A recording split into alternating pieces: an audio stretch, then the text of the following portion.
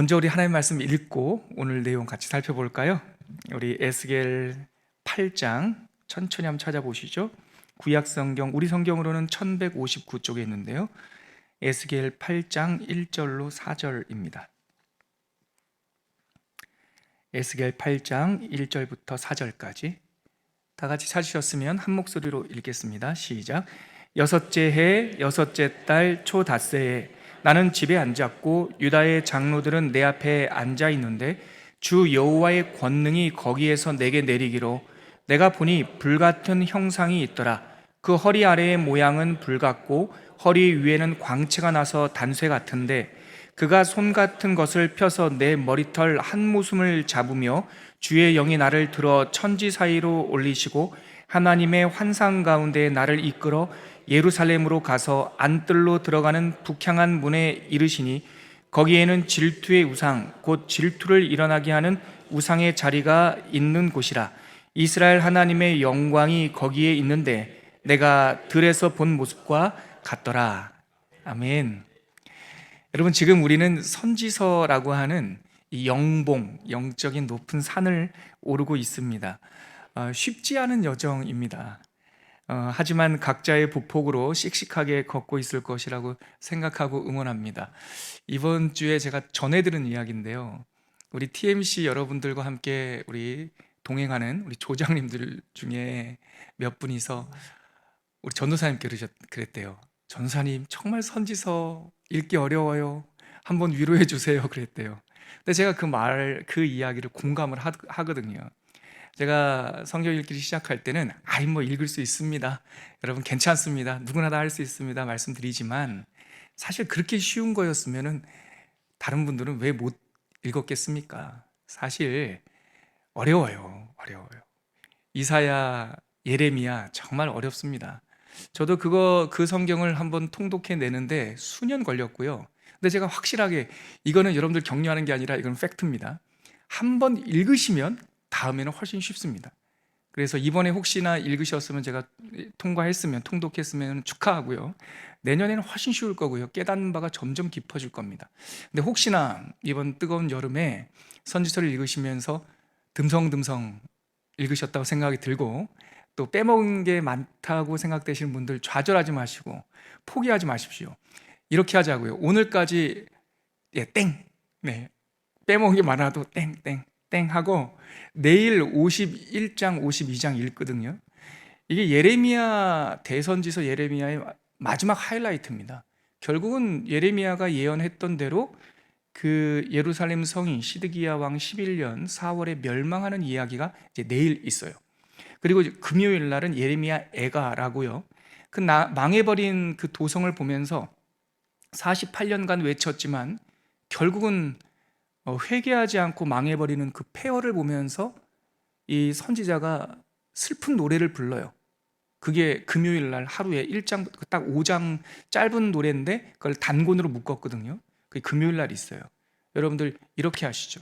지금까지 혹시나 듬성듬성 읽었다 하더라도 어쩔 수 없는, 또 보통 있는 일이니까 오늘까지 죄책감에 시달리지 마시고, 또 이 영상을 보면서 수백 명이 이 영상을 다시 보면서 함께 읽고 있는데, 이렇게 현장에서 저희와 함께 나누는 분들도 쉽지 않은데 영상 보면서 따라오시는 분들은 얼마나 힘드시겠어요. 오늘 이렇게 하자고 아까 제가 말씀드렸습니다. 죄책감 느끼면 안 돼요. 계속 우리가 하나님 나라 갈 때까지, 얼굴과 얼굴을 대면하여 볼 때까지 말씀은 계속 읽을 거니까 내일부터 50일, 52, 그것도 싫으시면 내일 하루 쉬세요. 그리고 금요일 날 예레미야 애가를 한 통으로 한번 다 읽어보시고 우리 토요일부터 에스겔을 시작하게 되는 거죠. 근데 제가 이건 하나 정말 이거 괜히 하는 거 아니에요. 진짜 이사야와 예레미야보다 에스겔은 훨씬 쉽습니다. 제가 이건 저랑 한번 오늘 개요 들으시고, 제가 오늘하고 다음 주까지 에스겔 2번 한 2주 반에 걸쳐서 읽게 되는데요. 제가 다음 주도 수요 강좌에 서서 다시 한번 내용을 한번 설명해 드릴 테니까 이번 주 토요일부터 시작하는 에스겔서를 작심하고 다시 한번 시작해 보는 겁니다. 그러면 통과할 수 있습니다. 자, 그래서 이번 주는 34주 차인데요. 4개의 대선지서 있잖아요. 이사야, 예레미야, 그리고 에스겔, 다니엘. 다시 한번요. 이사야, 예레미야, 에스겔, 다니엘, 이 네 권의 성경을 대선지서라고 그래요. 이분들이 키가 커서 그런 게 아니라 또 무슨 메시지가 아주 비중이 있어 그런 게 아니라 메시지는 다 똑같은데 이분들이 양이 많아요. 예, 두꺼워요. 그래서 그냥 뭐 그런 한자가 있는지 모르겠지만 우리끼리 두꺼울 대, 양 많을 대, 그래서 대선지서예요. 크신 분이라는 뜻이 아니라 양이 많다. 그래서 이 네 가지 대선지서가 내일 예레미야가 끝나고요, 금요일 날 예레미야 애가 그거는 같이 묶인 한 권이라고 보고, 이번 주부터 34주차 때 이제 에스겔을 시작하는 주간입니다. 그래요. 그래서 오늘 우리는 먼저 예레미야 애가, 금요일 날 읽게 될 예레미야 애가 단권으로 묶여 있으니까 그 예레미야 애가 개관을 살짝 제가 말씀드리고, 그리고 토요일부터 읽게 될, 다음 주 수요일까지 15장까지 읽게 될 이 에스겔서를 제가 전체를 한번 흐름과 구조를 말씀드린 후에, 오늘 우리가 같이 읽었던 에스겔 8장 1절로 4절이 이 에스겔이라고 하는 선지자의 특징을 보여주는 아주 중요한 대목입니다. 오늘 그 말씀을 조금 더 깊게 여러분들과 나누도록 하죠. 먼저 우리 금요일 날 하루 동안 읽을 예레미야 애가를 잠깐 보죠. 그 애가라는 말을 전에 한번 말씀드렸듯이 예레미야 애가라고 하는 한글 제목은 슬플 애자의 노래 가짜입니다. 그러니까 슬픈 노래예요. 애통하는 노래입니다. 근데 유대인들은 이 성경을 히브리어로 제목, 그 사람들이 한자를 모르니까요, 유대인들은 에카, 거의 똑같죠. 근데 발음은 거의 비슷한데 의미도 조금 비슷해요. 이게 히브리어로 에카가 어찌하여 이런 말이거든요. 그래서 애가서, 예레미야 애가를 딱 피면 에카 하고 시작해요. 어찌하여, 뭐 제가 그 문장이 잘 기억이 안 나는데요, 의미가 이래요. 어찌하여 여호와여 이 땅을 벌하시나이까, 뭐 이런 식으로 시작하는, 어찌하여 이렇게 시작을 해요. 슬프다. 그래서 예레미야 애가는 그 땅이 결국은 멸망해버리는 그 폐허를 보면서 슬퍼하는 노래인데요, 그 슬퍼하는 노래의 주제가 총 11개가 있어요. 11개. 강의안을 한번 보시면은요, 11가지의 사건을 재료 삼아서 노래의 5장의 노래를, 슬픈 노래를 부른 거죠. 자, 첫 번째 어떤 스토리들이냐면 포위된 이야기. 저 한번 보시겠어요? 한 번에 망한 게 아니에요. 예루살렘은 시드기야 왕 제9년에 포위가 돼요. 그리고 11년에 멸망해요. 만으로 18개월, 연수로는 2년, 햇수로는 3년이에요. 그러니까 한 18개월 이상, 1년 반 이상 완전히 이 대규모 병력이 예루살렘을 둘러싸서 어떻게 표현해야 될까요? 좀 험악한 표현이지만 우리가 흔히 쓰는 거니까 말라 죽이는 전법을 썼어요. 물을 다 끊고 양식을 끊고, 그래서 9년에 포위되어서 11년째 되니까 예레미야, 내일 읽을 예레미야 52장에 보면 시드기야 왕 11년째 넷째 달에 그 땅에 먹을 것이 떨어졌다, 이런 얘기가 나와요. 그러니까 흉흉한 소문이 드는데 옆집의 아무개 여인은 그 자식을 잡아먹었더란다, 뭐 이런 소문까지 들려요. 그래서 그러한 슬픈 이야기들이 이 탄식의 재료가 돼서 예레미야 애가에는 포위되는 이야기, 두 번째 이야기는 기근, 먹을 게 없어지잖아요. 세 번째는 그랬는데 11년 4월에 왕 시드기야는 뒷구멍으로 도망가요. 그런 게 이제 에피소드가 돼서 슬픈, 아유 목자가 우리를 버리고 도망갔구만, 이런 슬픈 노래가 나와요. 그 다음에 네 번째가 성전 약탈. 결국은 왕이 도망가고 성벽의 문이 열리니까 바벨론 사람들이 들어와서 약탈하려고 하는데 약탈할 게 없어요. 그러니까 불을 질러요. 그리고 사람들을 볼모로 잡고 여인들을 유린해요. 그 내용이 나오고요. 그리고 화재가 나고 성벽이 파괴되고, 지도자 시드기야가 도망갔다 그랬지 않습니까? 에돔 사람들이 고자질해요. 절로 도망갔는데요. 그래서 그 추격병들이 시드기야 왕을 잡아와요. 그리고 그 시드기야의 자녀들을 그 앞에서 다 죽여요. 그리고 그 장면을 보게 한 다음에 눈을 빼요. 그런 이야기들이 재료가 되고요.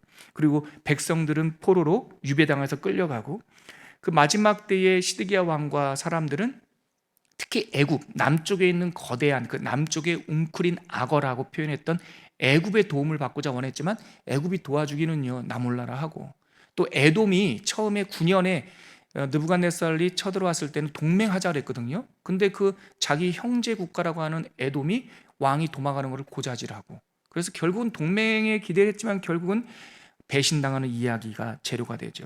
그리고 유다의 불안정한 정치적 동맹, 그리고 바벨론의 속주가 된 결국 그 유다 왕국은 망하고 바벨론이라고 하는 제국의 속주가 되어버린 그 처참한 형편을 재료 삼아서 이 11가지의 에피소드가 슬픈 노래의 재료가 됩니다. 그래서 총 장수는 11장이 아니라 5장이에요. 5장 안에 이런 내용들이 막 두서없이 섞여 있어요. 1장에 보면 하나님의 심판, 어찌하여 라고 시작하면서부터 탄식이 나오고요. 2장에서는 이러한 심판을 받게 된 이유에 대해서 나오고요. 3장에서는 중보기도, 하나님 이렇게 벌하셨지만 이 땅의 남은 자들, 하나님의 백성들을 회복하소서, 중보기도가 나오고요. 4장에서는 달라진 현실, 예루살렘이 옛날에 솔로몬 왕조 때는 동방의 참 아름다운 멸류관 같은 곳이었는데 이렇게 황폐한 곳이 되었구나 라고 하는 탄식이 4장의 중심이 되고요. 5장에는 이제 회복의 기도, 결국 예레미야는 알고 있었어요. 70년이 지나면 이 땅을 여호와께서 회복할 것이다. 그래서 그 언약을 붙잡고 하나님 이 잡혀가는 백성들에게 긍휼의 손을 포기하지 마시고 이 사람 살 곳 되지 못한 땅을 결국은 사람 살 곳 되게 하소서라고 하는 그런 회복의 간청 기도가 5장에 나옵니다. 이렇게 해서 예레미야 애가가 끝나는데 아마도 금요일 날 이 예레미야 애가를 지금 제가 말씀드린 이 정서를 가지고 읽으면 마음이 참 아플 거예요. 근데 예레미야 애가를 읽을 때 저는 참 처음에는 저도 마음이 먹먹했는데 두세 번 읽을 때 저에게 큰 은혜가 됐던 경험 중에 하나는 그 예수님의 겟세마네의 기도와 십자가에서의 가상 칠언을 생각하면서 예수님께서 예루살렘 그 십자가를 지실 때 매를 맞으시고 그 비아 돌로로사라고 하는 예수님의 고난의 골고다길을 걸으실 때 여인들이 쫓아오면서 막 울잖아요.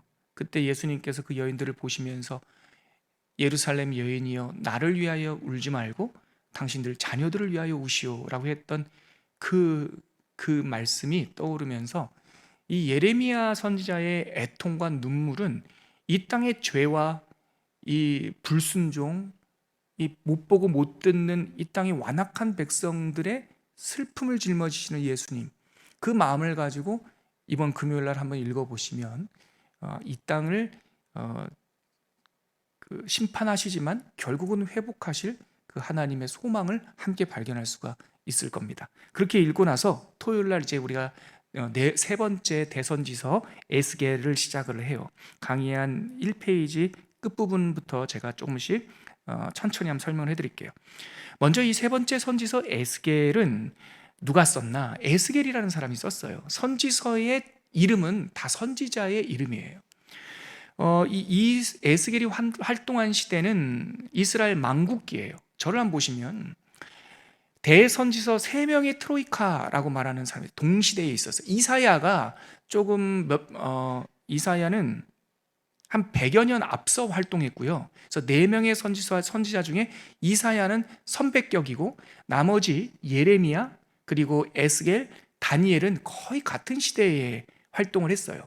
예레미야가 먼저 시작하고 예레미야가 살아서 막 외칠 때, 나라가 망합니다 망합니다 외칠 때 여호야긴 왕 때 사로잡혀간 에스겔이 바벨론에서 이렇게 선지 사역을 했고, 첫 번째 제1차 침공 때 먼저 잡혀간 다니엘은 바벨론 왕궁에서 하나님의 사역을 시작했어요. 그래서 조금의 연도의 선후 관계는 있지만 거의 비슷한 연령, 비슷한 시대에 활동했던 하나님의 선지자 트로이카 3명, 이 3명은 예레미야, 에스겔, 다니엘, 이 3사람이 활동했는데, 자, 예레미야는 어디서?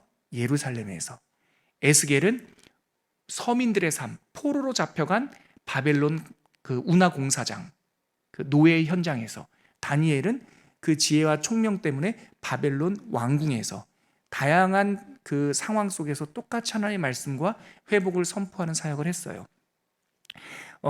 에스겔이 활동했던 그 시점은 예레미야보다 훨씬 늦어요. 포로로 잡혀간 후에 그때부터 하나님의 영이 임해서 선지사로 임명을 받는데, 신탁을 받는데, 그가 잡혀간 때는 언제냐면 여호야긴 왕 때예요. 근데 그 여호야긴이 딱 3개월 왕좌에 있다가 쫓겨나잖아요. 바벨론 침공으로. 그때입니다. 그때가 제2차 침공이죠. 1차 침공은 언제 있었냐면 여호야긴의 아버지, 이름이 비슷해서 계속 헷갈리죠. 그럴 때마다 제가 김긴 이렇게 외우라 그랬죠. 한국 사람이 김은 완성된 거고 긴은 애매하잖아요. 긴가민가 하잖아요. 그래서 아들이 긴이에요. 여호야긴. 그 사람은 3개월. 그 아버지 여호야김은 11년. 그러니까 아버지 여호야김 5년, BC 605년에 느부갓네살 왕이 1차 침공을 해요. 그때 여러 사람들 좀 잡아갔죠. 근데 그때 납작 엎드려가지고 잘하겠습니다 해서 그냥 물러갔죠. 그렇게 나머지 시간 동안 나라를 다스린 후에 그의 아들 여호야긴이 왕이 됐는데, 그때 애굽을 추종하던 정치인들이 판단착오를 해서 왕이시여 선왕께서, 여호야김 선왕께서 바벨론에게 여러 수모를 당했는데 밑에 애굽과 동맹을 맺으면 이 바벨론의 손아귀에서 벗어날 수 있지 않겠습니까? 하고 여호야긴 때 애굽하고 동맹 맺으려고 하다 다 들켜요. 그게 왜냐하면 애굽파도 있었지만 바벨론파도 있었거든요. 그 예루살렘 왕궁에 그 사람들이 고자질해서 여호야긴 등극하자마자 바벨론 느부갓네살이 쳐들어와서 그 여호야긴을 폐위시켜버려요. 그리고 그의 삼촌인 시드기야를 왕으로 세우고, 꼭두가시 왕으로 세우고 올라가죠. 그때 바로 여호야긴 왕이 3개월 왕자에 있다가 두 번째 침공 당할 때 그때 포로로 잡혀간 사람이 에스겔이에요. 그가 그때 나이가 25. 어떻게 그걸 아냐면 에스겔서 1장 1절에 30째 해, 그러니까 자기 나이가 30살 때 찾아보죠. 에스겔서 1장 1절. 우리 앞으로 조금만 가보면, 몇 장만 가보면 1장 1절인데요. 에스겔서 이렇게 시작을 해요. 찾아보시죠. 천천히 방송으로 보시는 분들도 한번 찾아보시고 자막도 보시고요. 같이 읽겠습니다. 시작. 30째 해 넷째 달 초 닷새에 내가 그발강가 사로잡힌 자중에 있을 때에 하늘이 열리며 하나님의 모습이 내게 보이니, 2절, 여호야긴 왕이 사로잡힌 지 5년 그달 초 닷새라. 이게 고어로 그달 초 닷새, 30째 해, 이게 기수로 얘기하니까 느낌이 안 오는데요. 쉽게 말하면 이겁니다. 내 나이 30살 4월 5일에 내가 그발강가 운하공사장에 이게 낙심해가지고 앉아 있는데 하늘이 열리면서 환상을 본 거예요. 그때가 언제냐면 여호야긴 왕, 내가 사로잡혀 온 지 만 5년이 되던 그날이라는 거예요. 그러니까 지금 내가 잡혀온 지 5년째 되던 해가 내 나이 30이니까 몇 살이 잡혀온 거예요? 25살이 잡혀온 거죠. 근데 나중에 여러분들 들어보셨겠지만 이 사람이 제사장 아닙니까? 25살이면 그 부제로 일하기 시작할 나이예요. 그러니까 25살 되면 제사장의 정식 업무는 하지 않고 제사장의 수발을 드는 인턴으로 들어가요. 그리고 만 30이 되면 이제 정식 제사장 에봇을 입고 성전에서 봉사를 시작하는데, 이제 아기다리 고기다리던 그날이 된 거 아닙니까? 내가 이제 성전에 들어가서 일할 때가 됐구나. 그때 잡혀간 거예요. 그렇게 해서 성전에서 5년을 산 것이 아니라 노예로 5년을 살고, 내가 예루살렘에 있었으면 지금 이때에 에봇을 입고 세마포를 입고 여호와를 섬겼을 터인데 하면서 슬픔에 사로잡혀 있을 때 하나님의 환상을 본 거죠. 바로 그날서부터, 즉 그의 나이 30살부터 잡혀온 지 5년째 되던 해부터 잡혀온 지 25년, 25째 해까지 20년 동안 하나님의 말씀을 받아요.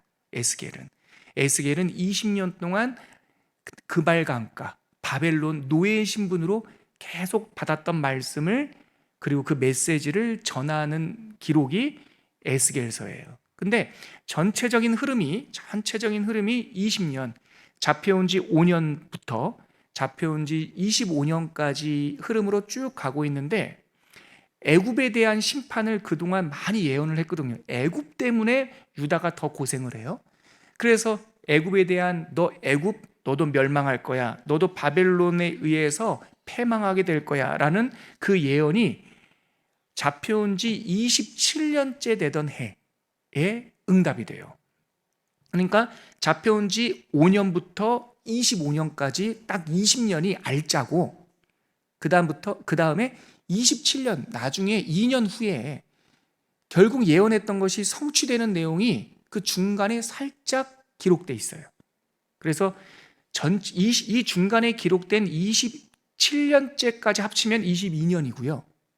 알짜배기 예언만 따지면 5년부터 25년까지 20년이에요. 그래서 여러분들이 에스겔은 몇 년 동안 하나님의 말씀과 환상을 보고 전했습니까? 신대원 시험 볼 일 없지만, 신대원에도 이런 문제 내면 너무 난이도 높은 거죠. 이 두 가지가 둘 다 답이에요. 알짜는 20년이고 성경에 기록된 연대를 보자면 22년이에요. 그러니까 우리는 어떻게 외우는 게 좋을까요? 편하실 대로 외우세요. 편하실 대. 22가 마음에 들면 22, 20년, 아니 난 숫자가 10단위로 딱 떨어지는 게 좋아 그럼 20년 그렇게 하시면 돼요. 아무튼 그렇게 해서 평생 하나님의 말씀을 전했는데, 여기서 우리에게 감동을 주는 건 에스겔은 그 하나님의 영적 제사장으로 바벨론에서 사역했지만 그는 결국 예루살렘에 돌아오지 못했어요. 그러니까 그는 영적 제사장으로 영권을 가지고 하나님의 말씀을 전했지만 낮에는 일을 하는 노동자였고 밤에는 하나님의 말씀을 전하는 영적인 리더였고, 하지만 그의 평생은 바벨론에 있었지만 결국 그의 영혼은 바벨론의 땅을 딛고 하늘에 살았던 하늘의 사람이었다라는 거죠. 초대교회 한국교회 스승 중에 김재준 박사가 있어요. 무슨 그 시대에 혼란기여서 공과 과가 있지만 김재준, 조선신학교를 함께 세웠던 김재준 박사의 호가 장공이에요. 장공이라고 하는 뜻이 하늘을 바라다라는 뜻이에요. 장공 김재준 박사를 향한 이 한국교회 평가는 이 땅에 잃어버린 이 조선 땅에 살았지만 하늘의 나라를 살았던 사람이라는 평가를 해요. 에스겔은 그 장공 김재준 박사의 곱하기 100천을 해도 돼요. 잃어버린 나라에서 그 망국의 한을 가지고 산 게 아니라 정말 처참하고 고된 그런 노동자의 삶을 살면서 영적 리더로 하늘을 살았던 그런 사람이 에스겔입니다. 그래서 우리가 주제는 보면, 그러면 에스겔서를 다루는 주제는 뭘까? 한마디로 하나님의 주권이에요. 에스겔이라는 이름이 에스키엘이에요. 엘 하나님이죠. 앞에 나오는 에스키라는 말은 강하다, 강하게 되다라는 뜻이어서 에스겔이라는 말은 하나님께서 강하게 하신다 그런 뜻이에요. 그러니까 되게 역설적이죠. 노예로 잡혀온 약관의 나이에 이 사람의 이름이 에스겔이면, 그러니까 그 허전함이 더 컸겠죠. 근데 그의 이름이 표상하는 것은 네가 강하다는 뜻이 아니라 하나님이 강하게 해주신다라는 뜻이죠. 그래서 에스겔서 전체 흐름은 결국은 하나님께서 이 땅을 다스리시고 바벨론에서도 예루살렘에서도, 또 성경에는 저는 이런 상상도 해봐요. 이 시대가 우리나라 아주 한반도에는 고대 사회였겠지만 그 당시에 피조세계는 하나님, 성경에 또한 하나님의 이 프레임이, 하나님의 초점이 맞추고 있지 않지만 아프리카도 아메리카도 아시아도 모든 곳에서 하나님께서 다스리고 이른 비를 주시고 늦은 비를 주시며 먹을 것과 입을 것을 주시고, 그러니까 에스겔서의 전체 주제는 강하신 하나님께서 우리를 다 다스리시고, 그리고 결국은 다음 주에 나눌 한 말씀인데요, 에스겔서를 마무리하는 48장 마지막 구절이 뭐냐면 여호와 샴마입니다. 여호와께서 거기 계시다. 다른 말로 하면 피동형으로 능동형으로 바꾸면 여호와께서 여기 계시다라는 거죠.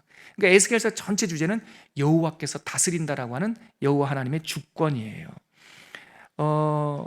제사장 후예로서 굉장히 마음은 상실감이 컸겠지만 이 사람이 그 하나님을 만나는 체험을 통해서 자기의 정체성이 회복이 돼요. 그래서 아까 우리가 읽었던 에스겔 1장 1절 2절 읽었죠. 3절 말씀 한번 볼까요? 3절 말씀 같이 읽겠습니다. 갈대아 땅 그발 강가에서 여호와의 말씀이 부시의 아들 제사장 나 에스겔에게 특별히 임하고 여호와의 권능이 내 위에 있으니라. 저는 이 3절이 너무나 감동적이에요. 제 개인적인 말씀 체험을 했던 구절이기도 하고요.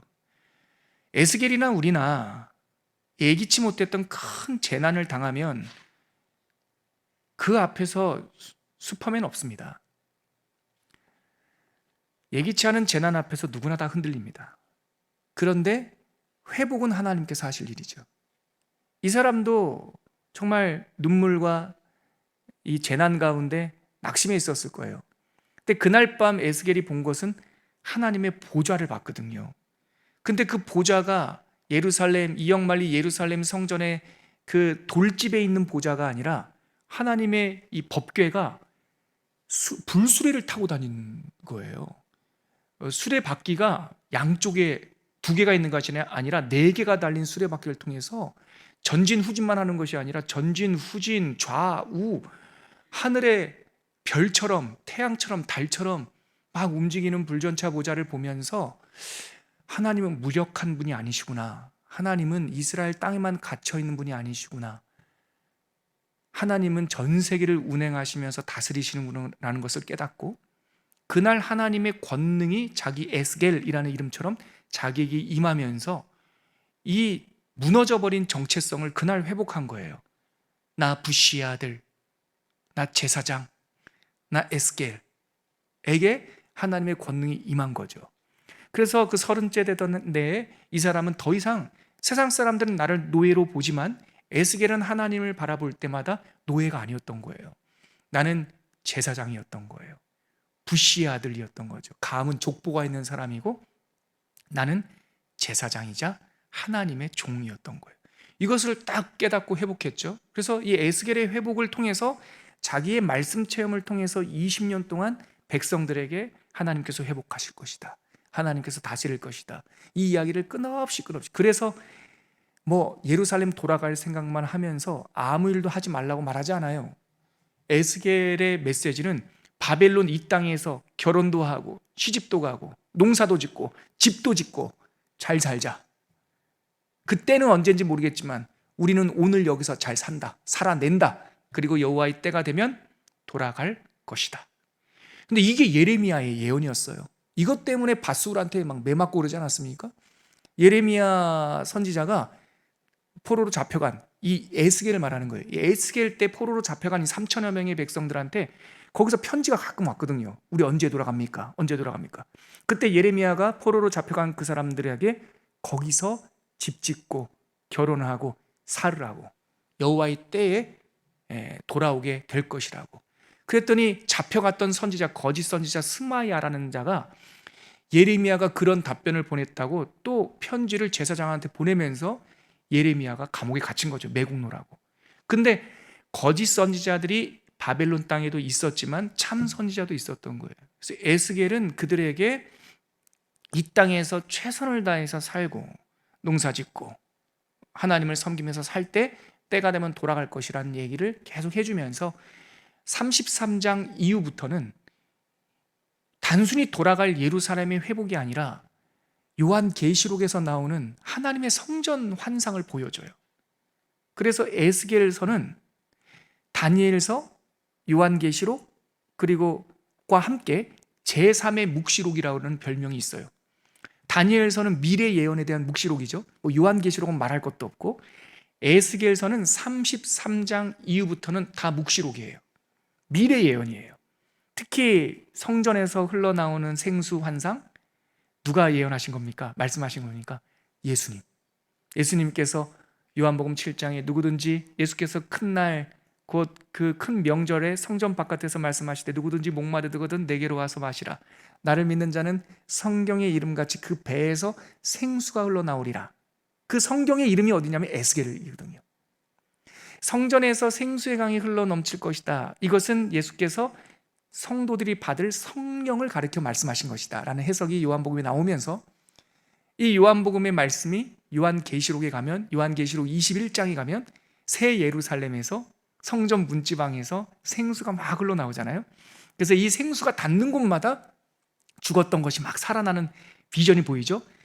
그게 에스겔서에 나온단 말이에요. 마른 뼈가 일어나는 환상, 그리고 새로운 성전이 정방형으로, 옛날 성전은 길쭉했잖아요. 사람이 지은 성전은. 근데 에스겔이 본 성경은 정사각형 성전이에요. 그것은 나중에 보여주실 하나님의 나라를 상징적으로 보여주는, 그러니까 에스겔은 제3의 묵시록이라는 별명을 받을 만하죠.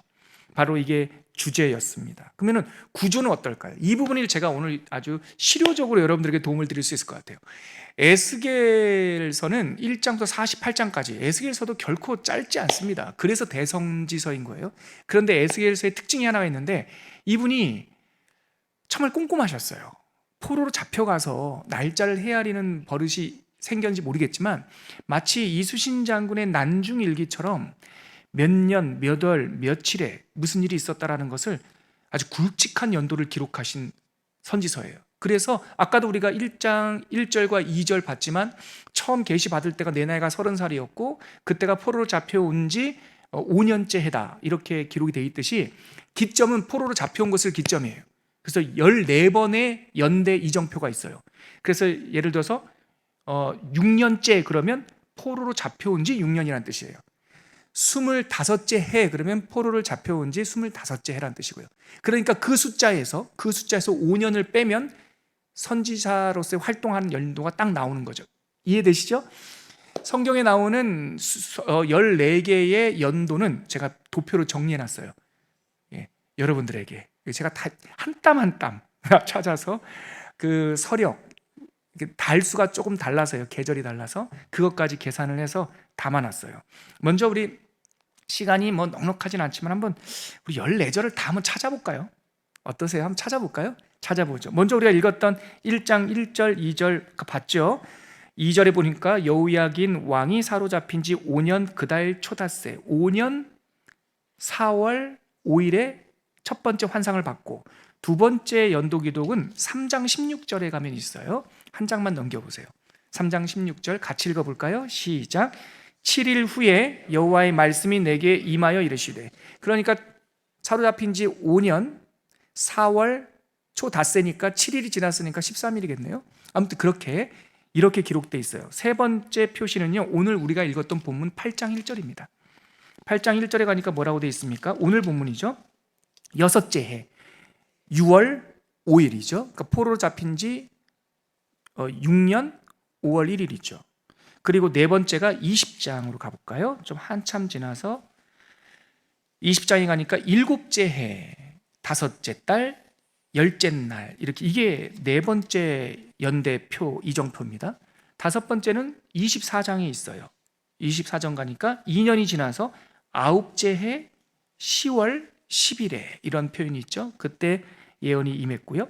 그리고 여섯 번째는 26장, 한 장 넘겨보세요. 한 페이지만 넘겨보세요. 자, 26장 잘 따라오고 계신지 26장 1절은 같이 읽어볼까요? 시작. 11째 해 어느 달 초하루에 여호와의 말씀이 내게 임하여 이르시되, 이게 여섯 번째 말씀이 임한 거고요. 11년째 그 달에 달은 무슨 일이 있었는지 몇 월인지 기억을 못하고 있어요. 그래서 11년째 이렇게 되어 있고요. 일곱 번째는 29장에 있어요. 한번 가보시죠. 두 페이지 넘기시면 29장 1절, 열째 해, 11년째 했다가 열째 해가 다시 한번 과거로 돌아갔죠. 애굽 예언을 묶어놓으려고 이렇게 시간을 11년과 12년을 바꿨어요. 왜냐하면 29장서부터 다 애굽에 대한 심판 예언이에요. 그래서 열째 해 10월 12일 날에 여호와의 말씀이 내게 임하여 이르시되, 여덟 번째는 그 옆에 있는 17절입니다. 29장 17절 같이 읽어볼까요? 시작. 27째 해 첫째 달 초하루에 여호와의 말씀이 내게 임하여 이르시되, 갑자기 제가 아까 말씀드렸던 이거예요. 동그라미 한번 쳐보세요. 27째는 한참 후에 제일 마지막인데요, 드디어 10년째 때 예언한 이 말씀, 너 애굽아 너도 바벨론에 의해서 망할 것이다, 이 예언이 27년째에 응답됐다, 그 말이에요. 이거는 신탁이 아니라 신탁을 포함해서 가보지 않았으니까 하나님께서 지금 애굽이 전쟁에서 졌다라는 얘기를 성령에 의해서 먼저 알게 돼요. 이게 바벨론 느부갓네살 왕의 애굽 정벌, 세상 역사에도 있는 기록입니다. 노아몬이라고 하는 애굽의 수도가 정벌당하는, 애굽이요 외침을 그렇게 당하지 않습니다. 이 바벨론한테 한번 정복당하고 로마한테 한번 정복당해요. 이 두 가지 기록밖에 없는데 바로 여기 29장의 8번째 신탁으로 27년 차에 있었던 기록이 짧게 되어 있고요. 9번째는 한 장 넘겨보세요. 30장 20절. 30장 20절 같이 한번 읽어볼까요? 시작. 11째 첫째 달 7째 날에 여호와의 말씀이 내게 임하여 이르시되. 이제 다시 11년째의 환상으로 왔고요. 자, 10번째는 바로 옆에 있는 31장 1절 같이 읽을게요. 시작. 11째 셋째 달 초하루에 여호와의 말씀이 내게 임하여 이르시되. 이게 10번째예요. 11번째는 바로 그 옆에 이지 32장 1절 같이 읽을게요. 시작. 12째 12째 달 초하루, 즉 12년 때에 12년 차, 포로된 지 12년 차 12월 1일 날에 여호와의 말씀이 임했고요. 12번째가 언제냐면 한 페이지 넘겨보세요. 17절 32장 17절 같이 읽을게요. 시작. 12째의 어느 달 15째 날에 여호와의 말씀이 내게 임하여 이르시되. 이게 12번째 예언이죠. 그러면은 13번째가 이게 아주 중요해요. 13번째는 여러분 보세요. 33 기억하세요. 33 33장이 예루살렘이 멸망하는 이야기가 나와요. 그게 33장 21절 가보시죠. 33장 21절 같이 읽겠습니다. 시작. 우리가 사로잡힌 지 12째 해 10째 달 5째 날에 예루살렘으로부터 도망하여 온 자가 내게 나와 말하기를 그 성이 함락되었다 하였는데. 여기까지만. 저 이제 잠깐 성경책 놓고요. 이게 끝에서 두 번째 예언이에요. 이게 중요한 시점이에요. 분기점이에요. 뭐냐면, 그러니까 우리가 에스겔서는 1장부터 48장까지 있는데 1장부터 33장까지는 아직 예루살렘이 망했다 안 망했다? 안 망했다. 왜냐하면 여호야김 때 자로 잡혀 와서 꼭두각시 인형처럼 누가 세워졌어요? 시드기야 왕이 세워졌잖아요. 이 시드기야 왕이 11년을 다스려요. 그럼 잡혀온 지 5년이니까 시드기야 왕 5년째 아니면 6년째, 1년 왔다 갔다 해요. 어떻게 세느냐에 따라서. 시드기야 왕 6년째 때 이 신탁이 임한 거예요. 그러니까 앞으로도요 7년 정도? 맞죠? 아니다. 제가 이게 산수가 약해요. 5년, 11에서 5년을 빼면은요 6년이 더 있는 거예요. 그러니까 에스겔에서 1장부터 32장까지는 시드기야 왕이 마지막 왕으로서 예루살렘에서 막 지지고 볶고 할 때 먼저 포로로 잡혀온 에스겔에게 주신 말씀이 1장부터 32장까지예요. 그래서 대부분의 예언이 유다야 너 그러다가 망한다, 너 그러다가 하나님께서 심판하신다, 이방 나라들 에돔 너 정신 차려라, 두로야 너 정신 차려라. 그리고 시드기야 왕을 뒤에서 이렇게 부추겨가지고 나라를 망하게 했던 나라가 누구라고요? 애굽에 대한 심판이 6가지가 나와요. 니네 나쁜 녀석들 너 진짜 그러다가 너도 망할 거야. 그리고 저기 시드기야 왕을 향해서는 애굽은 상한 갈대와 같아서 네가 그 갈대 지팡이를 의지하면 그 갈대 지팡이가 네 손을 찌를 것이고, 애굽은 넘어지는 담벼락 같아서 거기에 기댔다가는 같이 넘어진다. 그런 내용이 1장부터 32장 그 사이에 있는 거고요. 33장에 예루살렘이 드디어 성벽이 다 무너졌죠. 여기서부터 마지막 48장까지는 다 미래 예언이에요. 이제 나라는 멸망했으니까 앞으로 어떻게 하나님께서 회복하실 거라고 하는 미래 예언이 쭉 나옵니다. 자, 여기까지 13번째였고요. 14번째가 마지막이 바로 40장으로 가는 거예요. 40장 한번 가보세요. 이게 라스트 비전이에요. 그러니까 40장 25번째 25년 차에 받았던 최후 묵시록이에요. 자, 40장 1절 같이 읽어볼게요. 우리가 사로잡힌 지 25째 해에 성이 함락된 후 14째 해 첫째 달 10째 날에 곧 그날에 여호와의 권능이 내게 임하여 나를 데리고 이스라엘 땅으로 가시되. 그러니까 40장 1절 마지막 14번째 환상은 이스라엘 예루살렘이 함락된 지 14년 차 되던 때에 받은 환상인데, 여호와의 권능이 나에게 임해서 자기를 붙들고 자기 영혼을 붙들고 패망한 예루살렘으로 환상 중에 공간 이동을 해요. 그리고 그곳에서 비전을 쭉, 그 황폐한 땅, 마치 붕 떠 있는 사람처럼 그 황폐한 땅에 하나님께서 다시 그 땅을 회복하는 이야기들이 40장 이후부터 여호와 샴마까지 쭉 나와요. 큰 구도는 다 말씀드렸습니다. 자세한 내용은 여러분들에게 드린 3페이지 한번 보시면은요, 이거는 제가 성경 읽고 연구하다가 성도님들에게 표를 만들어서 드리고 또 뭐 앞글자 따서 드리고, 성도 여러분 혹시 그거 아십니까? 제가 여러분들에게 이 목차를 만들어 드릴 때 글자 수까지 맞추는 거 아세요? 진짜로 5자면 5자로 될 수 있으면 맞추려고 그러고요. 예. 하다 안 되니까 제가 그림까지 그리지 않습니까? 뭐 W에서 묵시 현실 뭐 가로치고 또. 이번에는 에스겔은요, 이 헬라어에서 감마 리본이라고 해서 돼요. 이런 모양이에요. 이런 모양. 그래서 여러분들 3페이지에 보면은 파란색으로 그림 그려놨죠. 이게 뭐냐면 1장부터 3장까지 소명이에요. 말씀이, 보세요, 저를 보세요. 말씀이 이 땅에 오셨다. 소명장 1장부터 3장. 다시 그림 보여주세요. 그리고 4장부터 24장까지 21장은 그래서 예루살렘, 유다 그리고 주변에 있는 나라들 너희들 혼난다. 하나님의 진노가 쏟아지는 거예요. 그래서 말씀이 오시고 1장부터 3장까지, 4장부터 24장까지 이 땅에 하나님의 진노가 쏟아지고, 그리고 나서 25장부터 32장까지 쭉 이렇게 빙 돌죠. 이 도는 게 예루살렘 주변으로 주변에 있는 나라들에 대한 심판이에요. 그래서 쭉 돌려요. 근데 시간도 10년째 11년째 가다가 갑자기 27년 하고 뒤로 한번 훅 미래로 갔다 오죠. 그래서 시간이 한번 꼬인다. 그래서 이렇게, 그리고 33장의 예루살렘이 멸망한 후에는 회복, 멸망한 땅에 대한 슬픔의 노래를 잠깐 한 후에 회복 이야기. 40장 마지막 14번째 묵시서부터 48장까지는 미래 새 예루살렘 이야기가 나와요. 그래서 그림이, 말씀이 오셨어요. 유다가 하나님의 심판을 받습니다. 주변 나라들도 심판을 받습니다. 여기 애굽이 주인공이죠.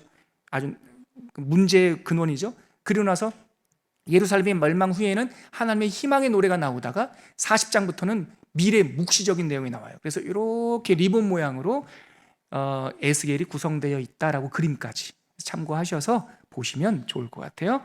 그래서 여러분 그 그림보다도 나는 글자가 좋아요 하는 분들이 계셔서 4페이지에 보면 1부서부터 5부까지, 자, 5글자씩 다 맞췄지 않습니까? 1부 환상과 소명, 2부 죄악과 멸망, 3부 열방의 심판, 4부 절망 속 희망.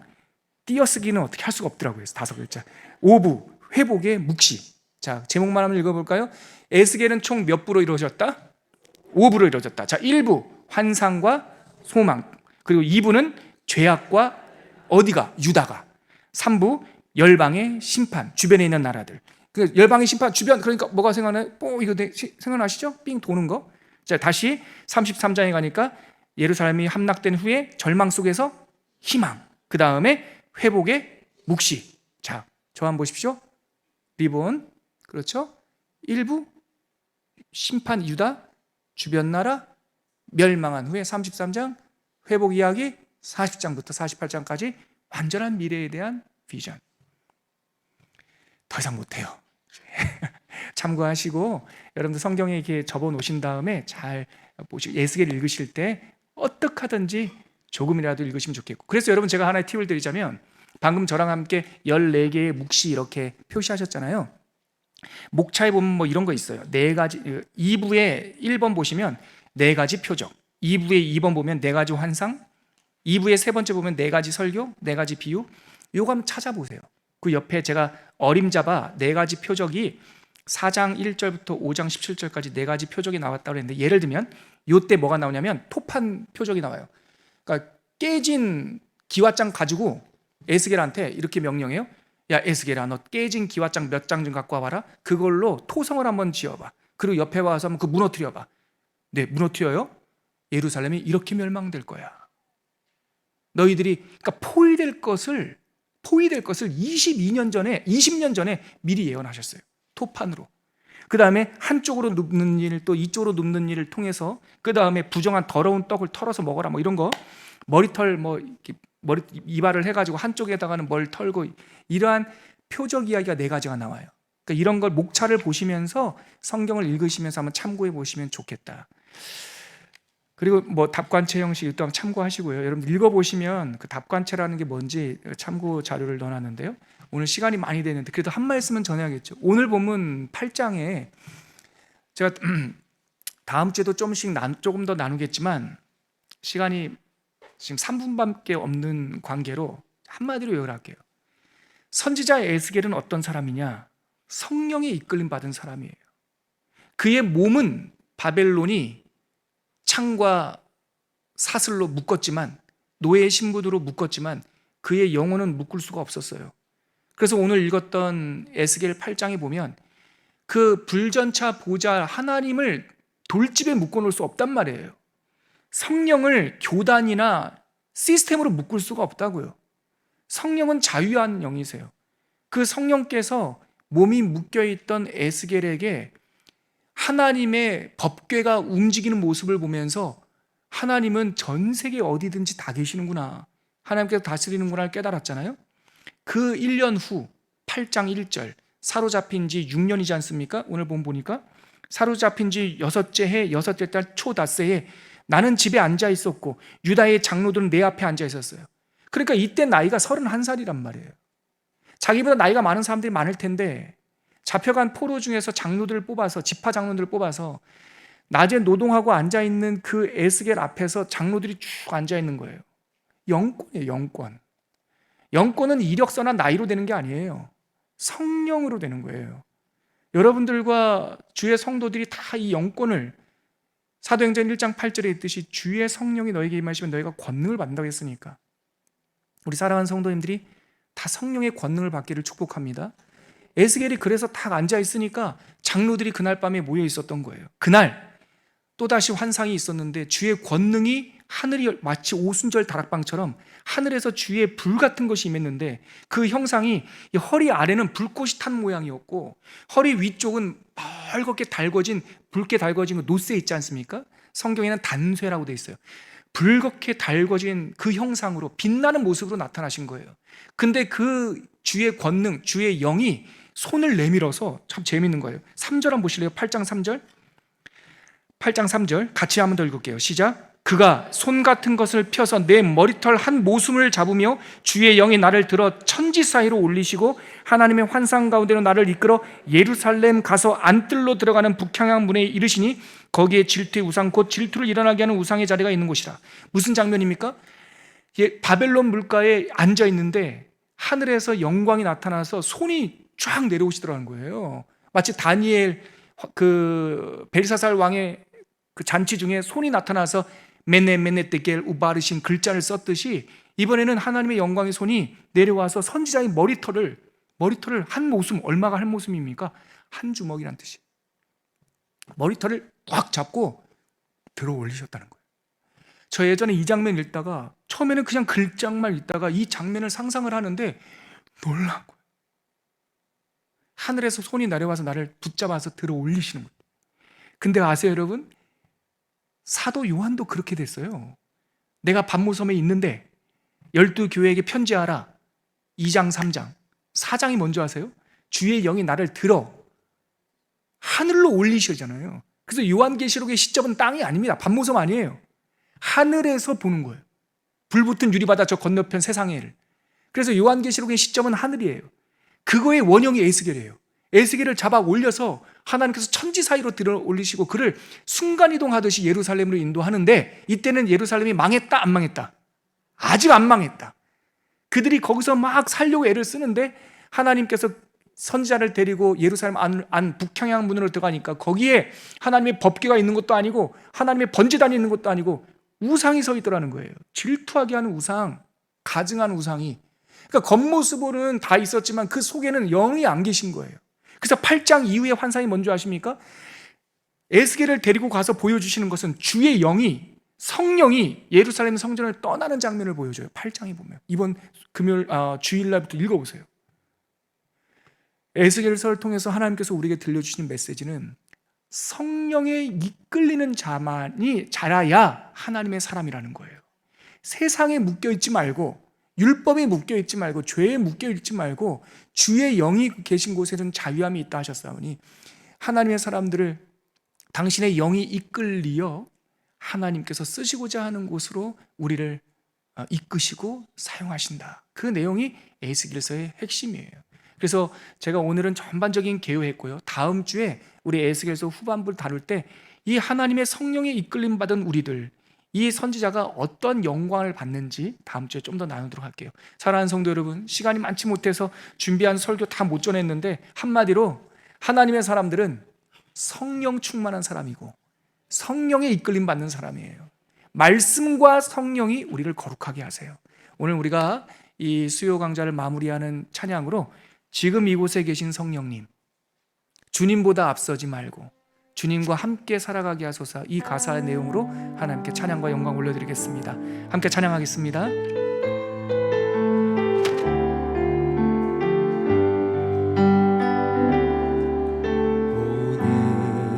오늘 이곳에 계신 성령님, 우리에게 말씀하시고 우릴 가르치소서. 닫힌 우리 맘 열어주시고 주의 빛으로 밝혀 우릴 인도하소서. 주님보다 앞서지 않고 주님보다 앞서지 않고 겸손하게 주님의 말씀 기다리니 주님 손에 우릴 드립니다.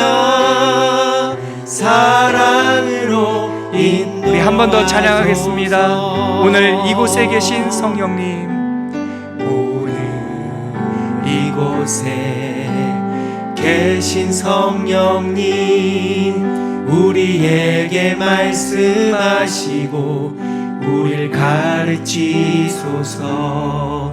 닫힌 우리 맘 열어주시고 주의 빛으로 밝혀 주를 인도하소서. 주님보다 앞서지 않고 겸손하게 주님의 말씀 기다리니 주님 손에 우릴 드립니다. 사랑으로 인도하소서. 창조하신 모습 떠난 우리를, 창조하신 모습 떠난 우리를 예수님답게 빚으소서. 주님보다 앞서지 않고 겸손하게 주님의 말씀 기다리니 주님 손에 우릴 드립니다. 사랑으로 인도하소서. 주님께서 사랑하신 성도 여러분, 오늘 이 말씀이 우리의 사건으로 경험되고 또 사건으로 고백되는 그런 믿음이 있기를 원합니다. 오늘 이곳에 계신 성령님, 에스겔에게는 바벨론 물가였지만 우리에게는 우리의 일터와 가정, 여러분, 그곳에 성령이 임하시면 그곳이 영적인 예루살렘이 되는 줄 믿으시길 바랍니다. 하지만 그곳에 결코 묶이지 않고 주의 손이 나의 머리를 붙잡으시면 우리의 영혼은 하늘로, 예루살렘으로, 또한 우리의 사명지로 얼마든지 운행할 수 있음을 여러분 확실히 믿으시길 바랍니다. 이 시간 함께 기도할 때 하나님, 오늘 우리의 삶의 현장에서 성령으로 살게 하시고 이곳에 묶이지 않고 우리의 영혼이 온 천하를 두루 다니며 하나님의 뜻을 이루는 하나님의 사람 되게 하여 주시옵소서. 우리 주님의 이름 한번 부르고 힘있게 한번 기도하겠습니다. 기도합니다.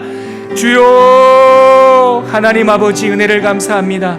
선지자 에스겔을 통하여 어느 곳에도 묶이지 아니하는 하나님의 자유와 움직이는 불전차 보좌를 우리에게 보여주신 주님, 우리의 영혼이 하나님과 함께 살아가게 하시고 주의 영이 계신 곳에 자유함이 있다고 하셨사오니 하나님 아버지, 사망과 율법과 죄에 묶이지 아니하고 무엇을 먹을까 입을까 마실까 세상의 문제에 몰두하지 아니하고 하나님 아버지, 우리 영혼이 하나님과 함께 열방을 경영하는 하나님의 선지적 사명자들이 될 수 있도록 주님 도와주시옵소서. 초원교회에 함께하여 주셔서 선교적 교회로 사명을 결단하게 하여 주시옵시고 전도하게 하여 주시옵시고 불과 1시간도 안 되는 거리에 우리가 묶여서 이 땅에 묶여 사는 인생이 아니라 하나님의 비전을 향하여 열방을 향하여 달려갈 수 있는 하나님의 사명자들 다 될 수 있도록 주님 붙잡아 주시옵소서.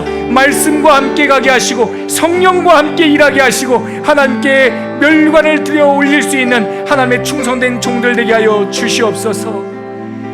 하나님 아버지, 선지자 에스겔을 통하여 주신 말씀을 우리가 가슴에 받습니다. 여호와의 권능이 우리에게 임하면 나 아무개 하나님의 왕같은 제사장 여호와의 권능이 내게 임하고 그리하여 우리의 삶의 터전이 어떻든 간에 모양은 다를지라도 그곳에서 왕같은 제사장 거룩한 나라로 살아가게 하여 주시옵소서.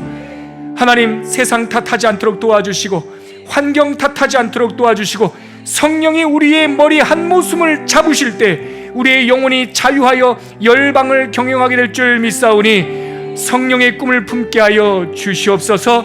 에스겔의 비전이 우리의 비전이 되게 하시고 여호와의 샴마의 은총을 덧입는 주의 백성들 될 수 있도록 인쳐 주시옵소서. 예수님의 이름으로 기도합니다. 아멘.